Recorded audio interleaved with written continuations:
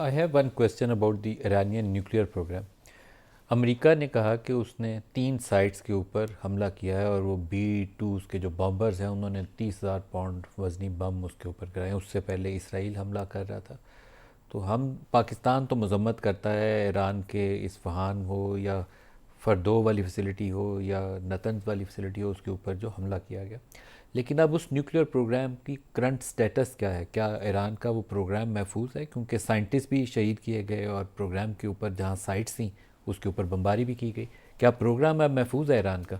دیکھیے، میں ایران میں نہیں تھا، لہٰذا میں کوئی ایگزیکٹ اسیسمنٹ اس حوالے سے نہیں دے سکتا، اور اس حوالے سے جو فائنل اوپینین ہے وہ ایکسپرٹس دے سکتے ہیں جو کہ ہمارے ایٹمی توانائی ایجنسی کے ایکسپرٹ ہیں.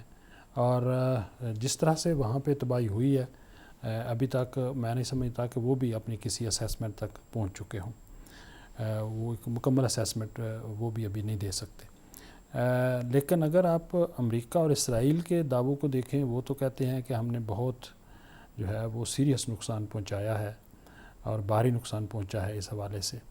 اور ان کے دعوے یہ بھی ہیں کہ ہم گزشتہ 15 سالوں سے اس حوالے سے ایکسرسائزز کر رہے تھے اور اس طرح کے بم بنا رہے تھے کہ جو نیچے تک پینیٹریٹ کر کے ان تنصیبات کو تباہ کر سکیں. اگر ان کی بات جو ہے اگر ہم درست مان لیں تو پھر تو ان کو سیریس ڈیمیج ہو سکتا ہے.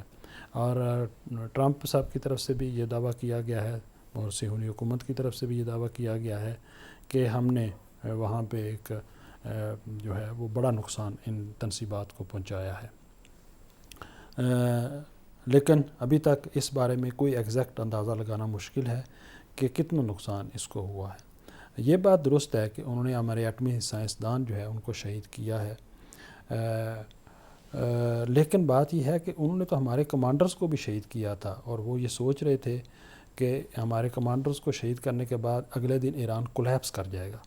لیکن آپ نے دیکھا کہ اگلے دن دوپہر تک نیو کمانڈرز جو ہے وہ اپوائنٹ ہو چکے تھے، اور جو سیریس رسپانس جو ہے اور شدید رسپانس جو ہے نئے کمانڈرز نے اسرائیل کو دیا، شاید وہ پرانے کمانڈرز بھی نہ دیتے. بات یہ ہے کہ جو ایٹمی ٹیکنالوجی ہے اور جو ہمارا ایٹمی نالج ہے وہ صرف ان ترسیبات تک محدود نہیں ہے، بلکہ ہمارے جو سائنسدان ہیں، ہمارے بہت سارے اسٹوڈنٹس ہیں، ان کے مائنڈز میں ہے. یہ ٹیکنالوجی ہمارے پاس اس وقت موجود ہے، لہٰذا اس ٹیکنالوجی کو وہ ختم نہیں کر سکتے. وہ یہ ہو سکتا ہے کہ کچھ سینٹریفیوجز کو وہ نقصان پہنچائیں، کچھ تاسیسات ہماری تنصیبات جو ہیں ان کو نقصان پہنچا سکتے ہیں، اس کا ہمیں بالکل آئیڈیا نہیں ہے.